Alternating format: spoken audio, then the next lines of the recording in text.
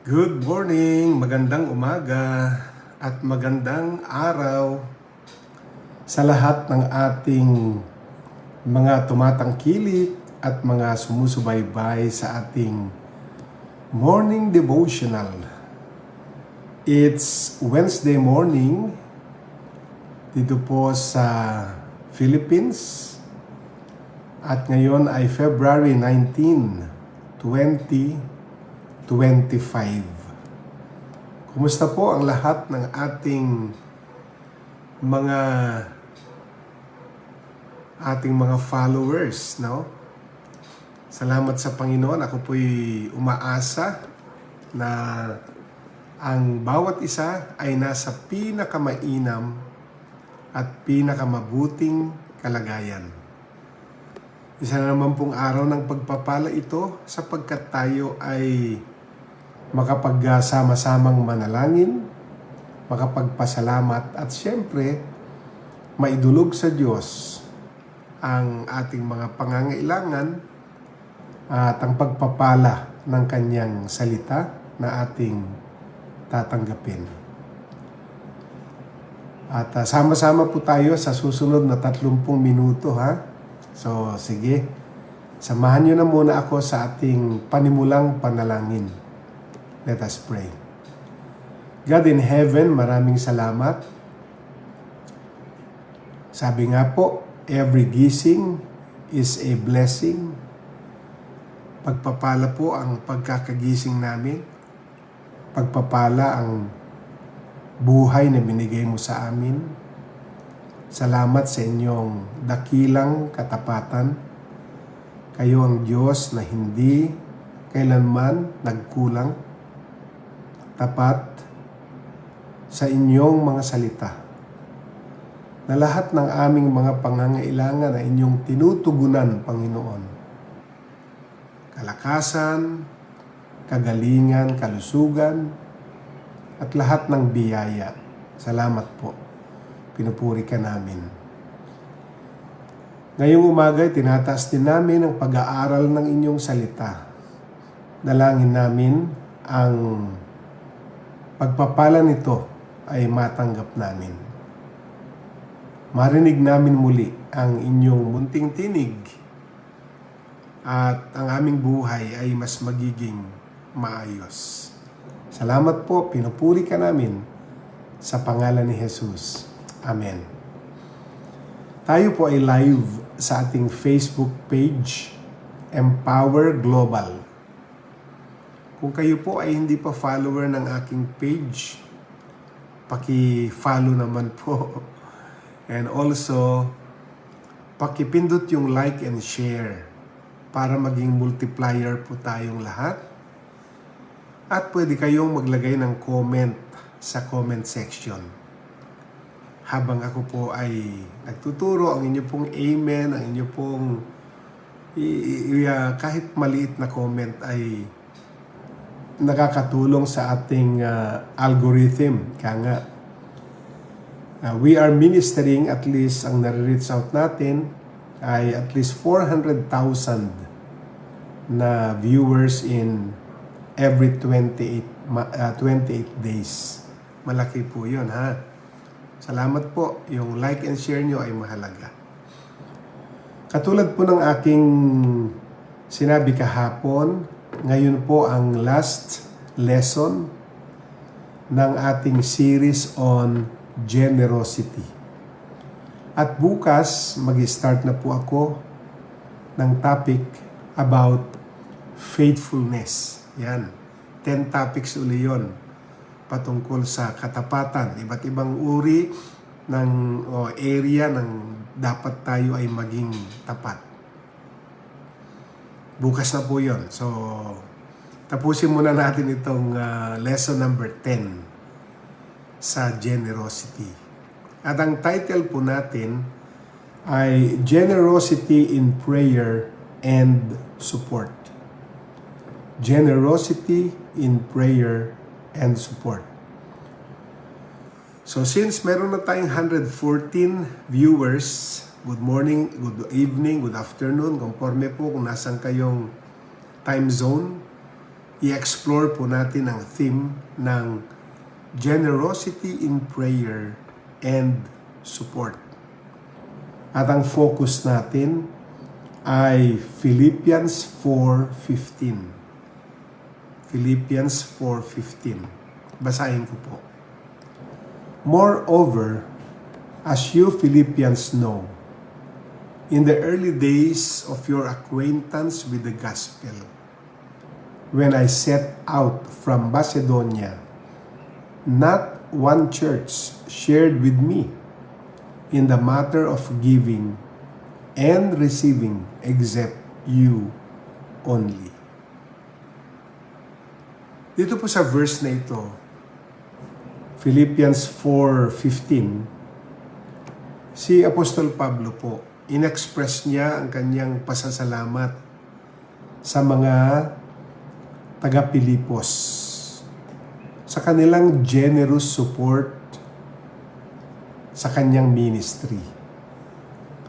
Hindi niya nakalimutan na merong mga tao, mga kapatiran, hindi man lahat, special mention niya ang mga kapatiran sa Filipos na nagbigay ng kanilang generous support sa kanyang ministeryo. Una, yung kanilang commitment sa prayer. Na nung nagkaroon ng Macedonian call, nung nagkaroon ng panawagan kay Pablo para humayo, ay ang unang nagbigay ng prayer support ay ang mga kapatid sa Filipos. Maliban sa kanilang prayer support, nagbigay din sila ng financial support. Kumbaga, special mention nga eh. Sabi niya, nung ako'y humayo, walang tumulong sa akin kahit isa, maliban sa inyo. So, special mention, na sabi niya, wala namang nagbigay ng prayer support, nagbigay ng financial support, kundi kayo. So, this exemplifies the essence of Christian community. Dito ho lumalabas yung kahalagahan ng faith community, o yung, pag sinabi kong faith community, yung ating kinabibilangang gawain, no? So, tignan ho natin. Ngayong araw na ito, i-unpack natin itong topic na ito, itong tema na ito, sa pamamagitan ng tatlong mahahalagang punto. Ang point number 1 natin, the importance of partnership in ministry. The importance of partnership in ministry. Mahalaga po, sa ministeryo, sa paghayo, mayroon tayong mga tinatawag na mga partners. Kasi syempre, merong mga goers, no? May mga sendee. Pero mahalaga din na may mga senders, no? Mahalaga na may mga humahayo, pero mahalaga din na may sumusuporta sa mga humahayo.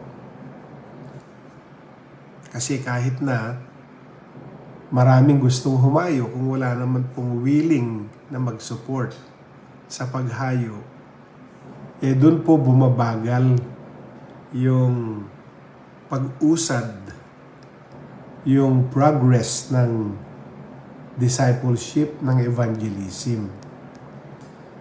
Kaya sa Philippians 4:15, yung word po, yung sa part B na not one church, hindi nga not one individual not one church shared with me in the matter of giving and receiving except you only. Lalo na, ang dami na pong mga gawain na si Pablo ang ginamit para itayo. Pero ano po ang kanyang sinasalaysay sa kanyang liham sa mga taga-Pilipos. Ang sabi niya, walang ni isang simbahan. Hindi po niya sinabing walang ni isang tao. Walang ni isang simbahan na nagbahagi sa akin sa larangan ng pagbibigay at pagtanggap, maliban sa inyo lamang. So special mention, no? So hinighlight ni Apostol Pablo ang kanyang unique partnership sa Philippian Church. Yung kanilang willingness to support him, not only financially, but also through prayer, ay nagsisignify ng kanilang deep commitment to the work of the gospel. Totoo po yan. Hindi lahat ay naintindihan ang work of the gospel, no? Na hindi naman talaga lahat ay pwedeng humayo. Hindi naman lahat ay pwedeng mag-mission. Pero may mga tinawag na mag-mission. Yung mga hindi makakapunta sa mission, yung hindi makakapunta sa paghayo, dapat ang papel po nila ay magsuporta, magpakita ng commitment sa work of the gospel in terms of prayer and in terms of giving. Kung hindi ka makapagbigay, di panalangin mo. Kung makakapagbigay ka, di magbigay ka. Pero nanalangin ka na, nagbigay ka pa, tumulong ka pa, ang laking bagay po yan. Siyempre sa akin pong karanasan sa pagmi-mission, dahil sa grasya ng Panginoon, nagamit din ako sa maraming missions, maraming pioneering, maraming church planting activities. Ang hirap po talaga yung willing ka lang pumunta, pero at the same time ay nakikipagsapalaran ka kasi walang suporta. Ang mga tao, wala silang burden, wala silang parehong perspective sa mission. Salamat na itong modernong panahon ng pagmi-mission ay malinaw na ang suporta bago pinapadala. Siyempre, pag sinabing suporta, ang mga humahayo, siyempre, magre-rent din yan ng boarding house kung hindi pa nila kaya ng bahay. Magre-rent ng bahay yan kung pamilya ang humayo. Siyempre, mamamasahe din yan sa kanilang paghayo. Kakain din yan sa kanilang paghayo. May mga personal din silang pangangailangan. So, hindi naman nagtatrabaho na yung mga yan dahil nasa missions na nga yung mga yan. So, mahusay sana, maganda sana na ang inaatupag na lang ng mga nagmi-mission ay yung paghahanap, paghayo sa mga kaluluwa. Para makilala nila ang Panginoon.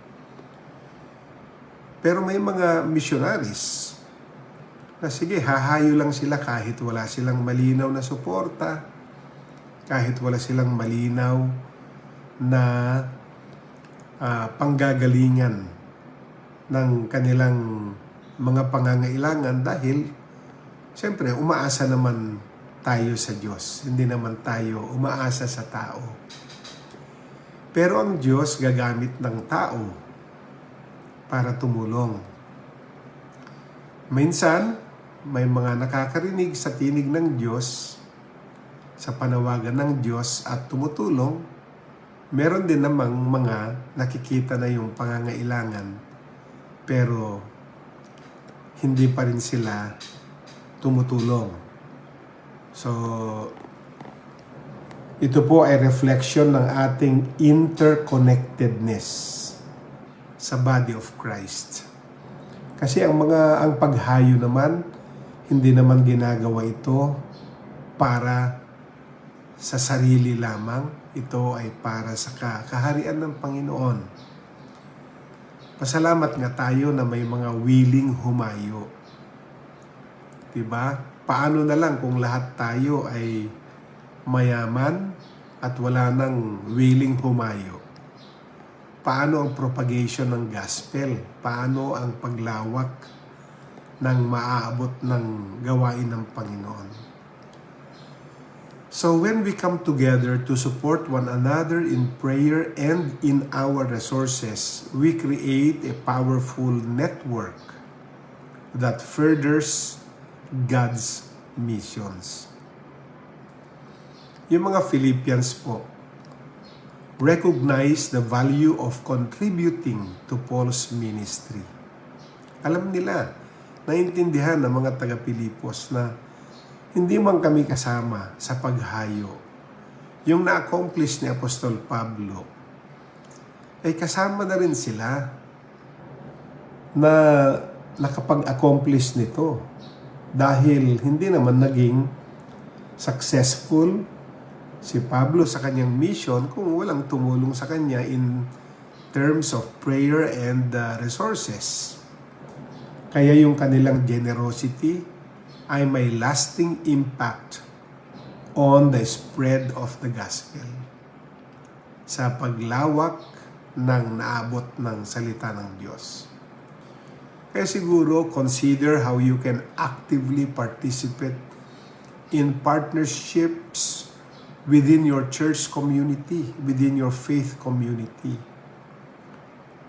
Pag meron pong mga mission ang inyo pong mga manggagawa, kapag meron pong sinesend out, kapag may mga gustong humayo para magsimula ng gawain sa isang lugar, ay kailangan na tayong lahat ay makipag-partner, makipag-isa, dahil ang success ng ministry na yan, siyempre sa Diyos yan, pero ginamit tayong lahat ng Panginoon. Amen?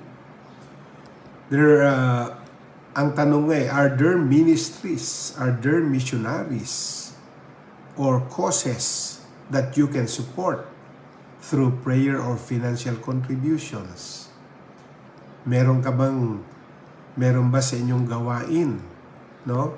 Yung mga ministries, missionaries, o mga noble cause na pwedeng suportahan sa pamamagitan ng ating panalangin at ang ating financial contributions.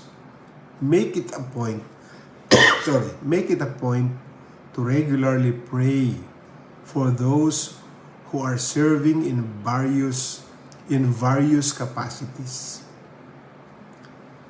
and seek ways to support them tangibly. Amen. Ipanalangin, paano tayo magiging suporta sa kanila? So let's go to point number 2. Prayer as a form of generosity. Prayer as a form of generosity. Sabi po sa James 5:16, the prayer of a righteous person is powerful and effective. Ang panalangin ng isang matuwid na tao ay makapangyarihan at epektibo. So pwede rin tayo maging generous sa pamamagitan ng prayers natin. Ang pananalangin po ay isa sa mga most generous gifts we can offer to others. Maaring hindi lahat ay financial ang kayang isuporta. pwedeng sumuporta sa pamamagitan ng panalangin. Sapagkat siyempre, hindi po biro ang humayo dahil hindi mo alam kung anong mga naghihintay na panganib sa mga lugar na patutunguhan o pinatutunguhan ng mga humahayo, yung mga taong makakasalamuhan nila, yung success ng kanilang ministeryo. Kailangan po meron nananalangin talaga. Because when we pray for someone, we are interceding on their behalf, bringing their needs before God. Kaya si Apostol Pablo, pinahalagahan niya ang mga panalangin ng mga taga-Pilipos na isang mahalagang aspeto sa kanyang ministeryo. Kailangan po, hindi naman po lahat puro financial yan, no? Puro pera. Pwede kang sumuporta sa pamamagitan ng panalangin. Siguro, alam ko na yung naging success ng ministeryo natin sa Hong Kong noong 1995 hanggang ngayon, yung aking mga ginawang paghayo sa North America, sa Europe, at dito sa Pilipinas, yung lahat ng tagumpay nun. Alam kong sa likod ng lahat ng tagumpay na yon ay may mga nanalangin sa amin ni Pastora Julie para magtagumpay sa aming pagmimisyon. At gagamitin ko po itong pagkakataong ito na pasalamatan ang lahat ng mga nanalangin sa amin, sa aming mga paghayo, kung bakit nagtagumpay, kung bakit pinagpala, kung bakit pinoteksyonan kami ng Diyos, iningatan sa lahat ng panganib, ay dahil sa likod ng aming pagmimisyon, meron pong mga nanalangin. Yung inyo pong spiritual support ay nagpo-provide ng kalakasan, ng encouragement sa lahat ng pagharap namin sa mga challenges ng pagmimisyon. Prayer not only impacts the person being prayed for, but also enriches our own spiritual lives. Maliban na lumalakas yung ating ipinapanalangin, lumalakas din tayong mga nananalangin. Hindi po manghihina. Di po ba? Kapag nag-engage tayo sa prayer, ina-align natin ang ating mga puso sa mga layunin ng Diyos. At tayo ay nagkukultivate ng mas malalim na koneksyon sa Diyos. Kaya gawin nating habit, no? Ang pananalangin para sa iba regularly. Pwede tayong mag-create ng prayer list o pwede tayong mag-participate sa mga prayer group na ang focus ay mga specific needs within your community. Let us consider reaching out to someone you are praying for na makapag-offer ng encouragement at nang malaman nila na they are being supported regularly. They are being supported spiritually. Amen? So pag sinabing generosity, support, hindi lamang po ito finances. Pwede rin tayo mag-support sa mga prayers natin. Yan po ay isa sa mga nirecognize ni Apostol Pablo. Ang inyong mga panalangin at ang inyong mga pagbibigay sa aking paghayo. Let's go to the last point. Point number 3. The impact of generosity on the giver and the receiver. Anong impact ng ating generosity sa nagbibigay at sa mga tumatanggap. Sabi po ng 2 Corinthians 9:6, remember this, whoever sows sparingly will also reap sparingly, and whoever sows generously will also reap generously. Itinuturo po ni Pablo dito na ang generosity, ang pagiging mapagbigay, maaring sa larangan ng panalangin o sa larangan ng pagbibigay, ay meron tayong tinatawag na reciprocal effect. Hindi po laging palabas, meron din dumarating sa atin. Kaya nga, merong reciprocal effect. When we give generously, we not only bless others, but also open ourselves to receive blessings in return. Yan po ang reciprocal effect.